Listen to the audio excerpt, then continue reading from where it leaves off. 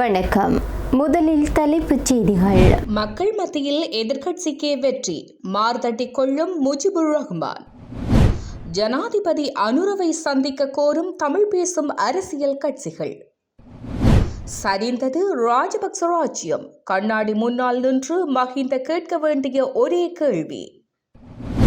குற்றங்களிலிருந்து தப்பவே ரணில் சஜித் கூட்டணிவு, அரசுக்கு சவாலாகாது. பிரித்தானியாவில் உடனடியாக பொது தேர்தல், புதிய பிரதமரின் முக்கிய அறிவிப்பு. உச்சகட்ட சினத்தில் ஈரான், பெரிய அளவிலான தாக்குதல், ட்ரம்பின் அறிவிப்பு. இனி தொடர்பான விரிவான செய்திகள்.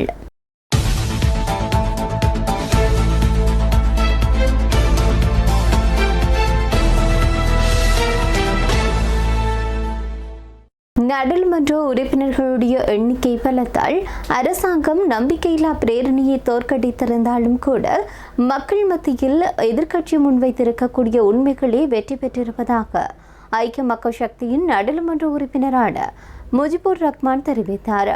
நாடாளுமன்றத்தில் நீதியமைச்சர் ஹர்ஷன நாணயக்காரவிற்கு எதிராக நம்பிக்கையில்லா பிரேரணையை அரசாங்கம் தோற்கடித்திருக்கக்கூடிய நிலையில் இது குறித்து ஊடகங்களுக்கு கருத்து தெரிவிக்கின்ற போது இதனை அவர் தெரிவித்தார். இது தொடர்பாக அவர் மேலும் தெரிவித்ததாவது: அரசாங்கத்திற்கு 159 பெரும்பான்மை உறுப்பினர்களும் எதிர்க்கட்சிக்கு 80 உறுப்பினர்களும் உள்ள நிலையில் இந்த நம்பிக்கையில்லா பிரேரணையை எதிர்க்கட்சி கொண்டு வந்ததற்கான முதன்மை காரணம் தற்போதைய அரசாங்கம் அதிகாரத்திற்கு வந்தபோது அளித்த வாக்குறுதிகளை நினைவூட்டுவதற்கே ஆகும். பொறுப்புக்கூறல், வெளிப்படைத்தன்மை மற்றும் புதிய அரசியல் கலாச்சாரத்தை உருவாக்குவோம் என கூறி ஆட்சியை பிடித்த அரசாங்கம் நீதியமைச்சரின் பொறுப்பற்ற தனத்தையும் அலட்சியத்தையும் மறைக்க முயல்கின்றது. விவாதத்தின் போது எதிர்க்கட்சியினால் முன்வைக்கப்பட்ட பலமான ஆதாரங்கள் மற்றும் கேள்விகள் எதற்கும் ஆளுங்கட்சி அமைச்சர்களாலோ அல்லது நாடாளுமன்ற உறுப்பினர்களாலோ பதிலளிக்க முடியவில்லை. நேரடி பதில்களை தவிர்த்து சம்பந்தமில்லாத விடயங்களையே ஆளுங்கட்சியினர் விவாதத்தில் பேசினர்.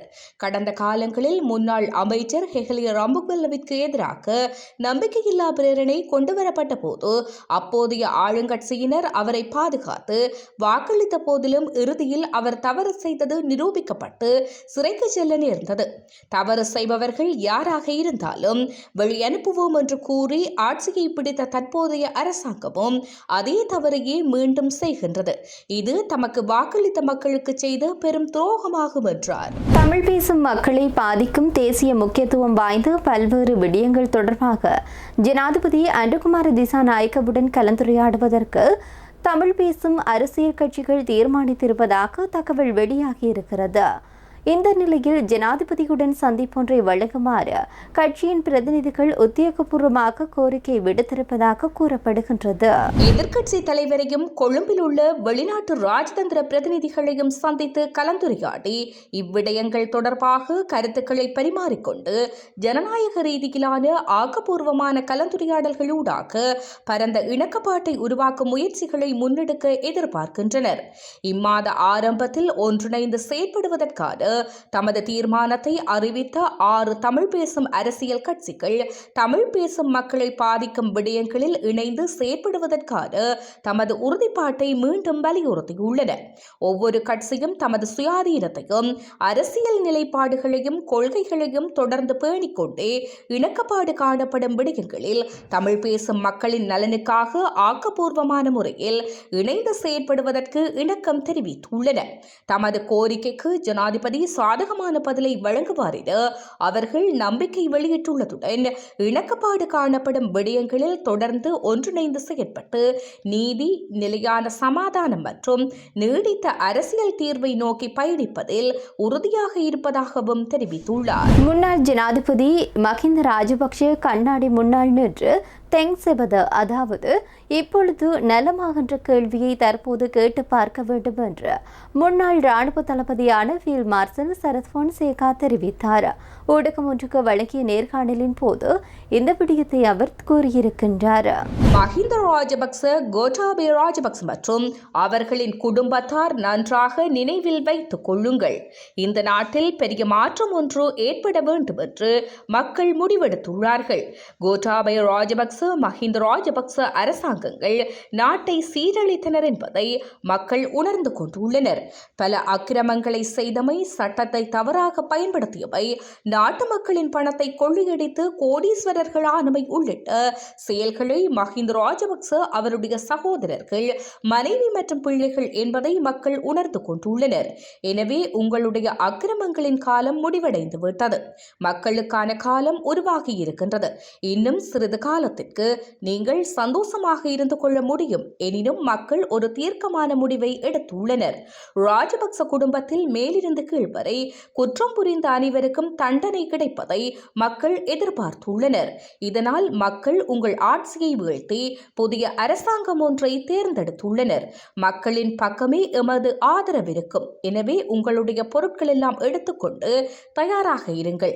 எப்போதும் எல்லோரையும் ஏமாற்றிக் கொண்டிருக்க முடியாது. எனவே யதார்த்தத்திற்கு முகம் கொடுக்க தயாராக இருங்கள் என குறிப்பிட்டுள்ளார். முன்னாள் ஜனாதிபதி ரணில் விக்ரமசிங்க மற்றும் எதிர்க்கட்சி தலைவர் சஜித் பிரேமதாச ஆகியோர் மீண்டும் ஒன்றிணைவது தற்போதைய அரசிற்கு எந்தவிதமான சவாலையோ அல்லது தாக்கத்தையோ ஏற்படுத்தப் போவதில்லை என்று சுகாதார மற்றும் வெகுஜன ஊடகத்துறை அமைச்சர் நலிந்த ஜேதிச தெரிவித்தார். களுவாஞ்சிக்குடி பிரதேசத்தில் நேற்றைய தினம் ஊடகங்களுக்கு கருத்து தெரிவித்த போது இதனை அவர் தெரிவித்தார். முன்னர் இவர்கள் இருவரும் ஒன்றாக இருந்த போதே எதையும் சாதிக்க முடியாமல் பிரிந்து சென்றனர்.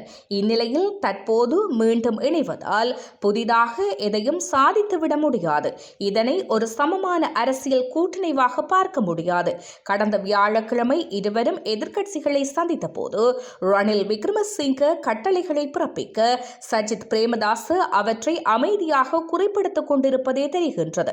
ரணில் விக்ரமசிங்க தனது அரசியல் அனுபவத்தை பயன்படுத்தி அங்கு தனது ஆதிக்கத்தை நிலைநிறுத்தி தன்னை தலைவராக காட்டியுள்ளார். இதன் மூலம் சஜித் பிரேமதாசவை 2ஆம் இடத்திற்கும் கீழே அவர் தள்ளிவிட்டார். மேலும் ரணில் சஜித் சந்திப்பின் பின்னர் ஊடகங்களுக்கு கருத்து தெரிவித்த நபர்களை கவனித்தால் அங்கிருந்த அனைவரும் ஏதேனும் ஒரு வழக்கில் தொடர்புடையவர்களாகவோ, பிணையில் உள்ளவர்களாகவோ அல்லது சந்தேக நபர்களாகவோ மட்டுமே இருக்கின்றார்கள். லஞ்ச ஊழல் விசாரணை ஆணைக்குழு மற்றும் நீதிமன்றங்கள் மூலம் விசாரணைகள் தீவிரப்படுத்தப்பட்டு வழக்குகள் தொடரப்பட்டு வரும் நிலையில் எதிர்க்கட்சியினரின் சட்டவிரோத செயல்களும் குற்ற பின்னணிகளும் வெளிச்சத்துக்கு வர தொடங்கியுள்ளன.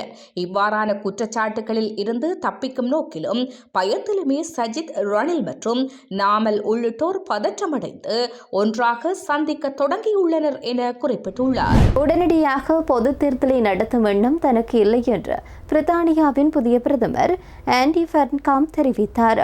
பத்திரிகை ஒன்றுக்கு வழங்கிய நேர்காணலின் போது இதனை அவர் தெரிவித்திருக்கின்றார். தற்போது நாட்டை சிறப்பாக இயங்கச் செய்வதே எங்களுடைய மிகப்பெரிய முன்னுரிமையாகும். இந்த நேரத்தில் பொது தேர்தலை நடத்தினால் அந்த முக்கியமான பணிகள் தாமதமாகும் வாய்ப்புகள் உள்ளன எனவும் அவர் குறிப்பிட்டுள்ளார். பிரித்தானியாவின் முன்னாள் பிரதமர் ஹெர் ஸ்டார்மேயர் பதவியிலிருந்து விலகியதை அடுத்து பிரித்தானியாவின் புதிய பிரதமராக ஆண்டி பெர்ஹன்ஹாம் பொறுப்பேற்றார். இந்த நிலையில் புதிய பிரதமர் உடனடியாக பொது தேர்தலை நடத்த வேண்டும் என்று ஏனைய கட்சிகள் கோரிக்கை முன்வைத்திருந்தனர். இது தொடர்பில் பதிலளித்த புதிய பிரதமர் ஆண்டி பெர்ஹன்ஹாம், நாங்கள் ஒரு ஜனநாயக நாட்டில் வாழ்கின்றோம். கடந்த 2024ஆம் ஆண்டு மக்களுக்கு வழங்கப்பட்ட தேர்தல் அறிக்கை இன்னும் நடைமுறையில் உள்ளது. அதையே நானும் பின்பற்றுகின்றேன். அதற்குள் எனது கொள்கைகளையும் செயல் திட்டங்களையும் முன்னெடுப்பேன் என குறிப்பிட்டுள்ளார். ஈரான் மீது பெரிய அளவிலான ராணுவ தாக்குதல்களை தொடுப்பது குறித்து இன்னும் முடிவு எடுக்கப்படவில்லை என்று அமெரிக்க ஜனாதிபதி டொனால்ட் ட்ரம்ப் தெரிவித்தார்.